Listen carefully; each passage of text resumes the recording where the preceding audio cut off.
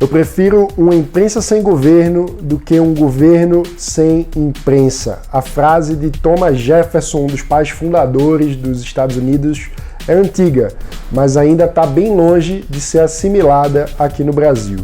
Os recentes ataques à jornalista Vera Magalhães, do Estadão e da TV Cultura, são mais um exemplo de um problema antigo.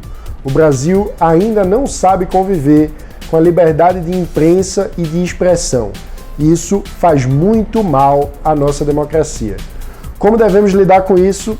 Esse é o tema do Livros Notícia de hoje.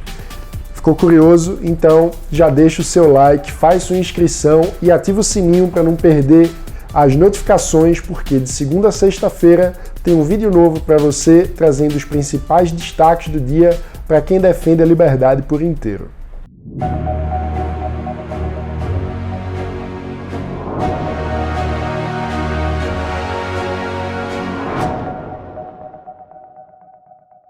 A jornalista Vera Magalhães, apresentadora do Roda Viva da TV Cultura e editora do BR Político, projeto do Estado de São Paulo, segue sendo alvo de ataques do bolsonarismo da internet. Vera publicou a principal notícia política da semana do Carnaval, o fato de que o presidente Jair Bolsonaro usou o seu WhatsApp pessoal para compartilhar vídeos que convocam para as manifestações anti-congresso que estão marcadas para o dia 15 de março.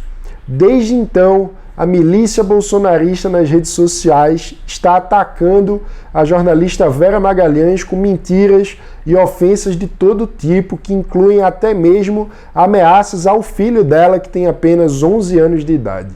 A baixaria saiu do submundo da internet e foi parar na live presidencial com o presidente Jair Bolsonaro em pessoa, o homem mais poderoso do país, atacando a jornalista pelo único fato dela ter feito o seu trabalho honestamente.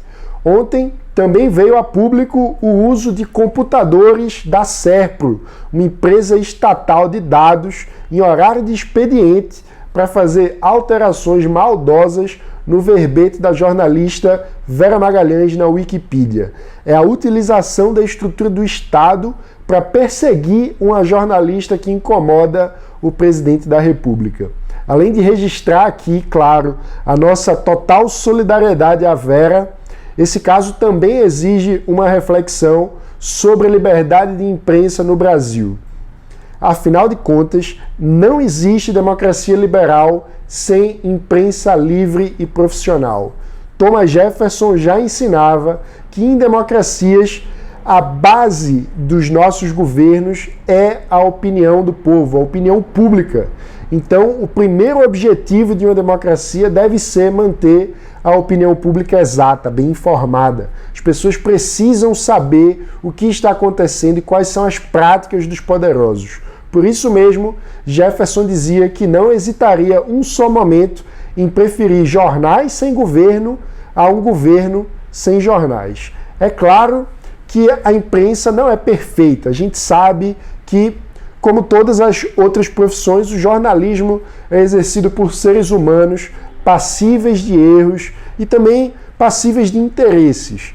Desde a ascensão das mídias sociais, inclusive, a gente vive um momento de transformação nesse mercado, com uma importante mudança nas dinâmicas profissionais, nos modelos de negócio da imprensa, e é claro que isso vem acompanhado de problemas, de erros e também de desconfianças por parte do público, mas nada disso muda a importância que a imprensa profissional e independente possui para a saúde da democracia. O curioso é que os populistas têm conseguido aos poucos emplacar uma narrativa que é no mínimo estranha.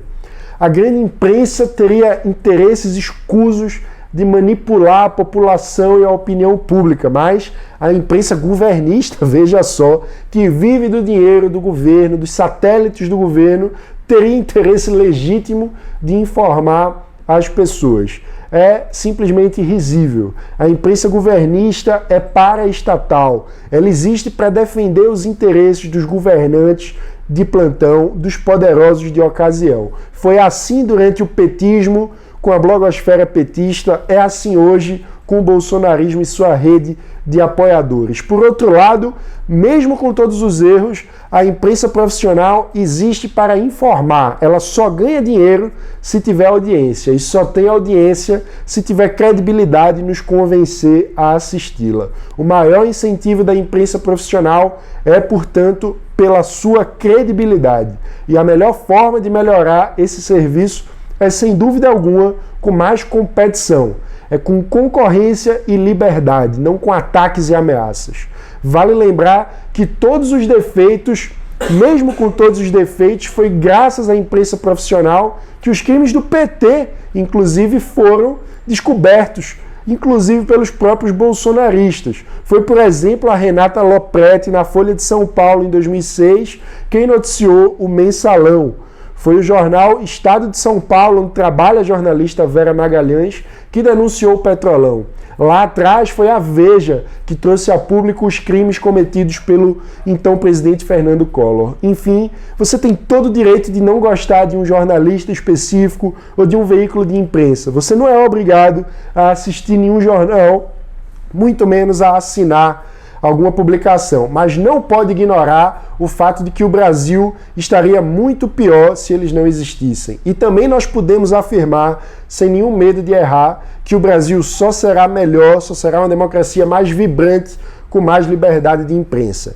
Infelizmente, nós somos muito mal avaliados nesse quesito. Existem pelo menos 3 grandes relatórios internacionais que avaliam a situação da liberdade de imprensa e de expressão em todos os países do mundo, ao redor do globo. A ONG Repórteres Sem Fronteiras, muito prestigiada organização de defesa da liberdade de imprensa, analisa a situação da liberdade de exercer jornalismo em 180 países. No relatório publicado em 2019, o Brasil estava na metade menos livre do planeta, na posição número 105, 3 posições abaixo, inclusive em relação a 2018. O relatório anual da Freedom House destacou que o Brasil registrou 150 ataques a jornalistas, incluindo 4 mortes somente em 2018. Já a ONG Artigo 19, cujo nome faz uma referência ao trecho da Declaração Universal de Direitos Humanos que é dedicado à liberdade de expressão, busca mensurar esse direito à liberdade de expressão de forma mais ampla, mapeando a situação de cada país a partir de 5 eixos, que são liberdade de imprensa, transparência do setor público, redes sociais, espaço cívico e as instituições de proteção à liberdade de expressão. Nessa classificação, o Brasil é considerado um país de alto risco para o exercício da liberdade de imprensa e de expressão. Nós não podemos achar isso normal e muito menos podemos achar normal que um presidente da República use do seu poder de influência para atacar jornalistas, ainda mais quando esses jornalistas já estão sendo alvo das suas milícias virtuais que atuam no submundo da internet sem nenhum tipo de pudor, inclusive fazendo ameaças. Quem defende a liberdade e a democracia não pode ficar calado diante desse tipo de ataque. Por isso, nós do Livres seguiremos sempre atentos e vigilantes em defesa da liberdade de imprensa, que é um pilar fundamental da democracia liberal. Bem, agora vamos dar uma olhada em outras ações dos nossos associados do Livres em todo o Brasil. Esse é o Giro Livres. São as águas de março fechando o verão e a promessa de vida no teu coração. Música do Tom Jobim, escrita em 1972 e agora em março de 2020, depois de 2 entrevistas catastróficas e depois de 4 mortes e o caos na cidade por causa das águas de março, Marcelo Crivella, prefeito do Rio de Janeiro, acabou recebendo uma bolinha de lama no meio de uma entrevista para a Rede Globo, para outros canais. Foi acertado por um contribuinte, revoltado com a situação da cidade, uma bola de lama. E bom, Marcelo Crivella, ontem mesmo, após as 4 mortes, me dá uma entrevista dizendo que o carioca gosta de morar em área de risco e perto de valão, porque assim economiza com dinheiro na hora de jogar fora o cocô e o xixi. Palavras do próprio Marcelo Crivella. Crivella ainda quer ser candidato à reeleição aqui na cidade do Rio de Janeiro. Marcelo Crivella, me ajuda a te ajudar. Respeita o povo carioca. Você já cortou em quase 80% a verba de contenção de enchente. E ainda vai ficar falando besteira na televisão. Me ajuda a te ajudar, vai.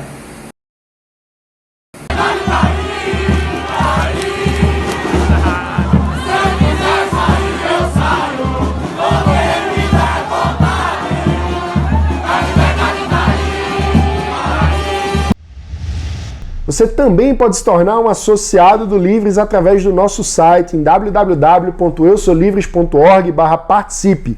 Basta acessar o site, preencher o cadastro e vir conosco defender a liberdade por inteiro. Esse foi o Livres Notícia dessa terça-feira, dia 3 de março de 2020. Se você gostou desse vídeo, não esqueça, nos ajude a fazê-lo chegar a mais gente. Então compartilhe com seus amigos, deixe o seu like, é muito importante para o YouTube nos ranquear melhor. Se inscreva no canal e ative o sininho para não perder as notificações, porque de segunda a sexta-feira tem vídeo novo para você com os principais destaques do dia para quem defende a liberdade por inteiro. Obrigado e até amanhã.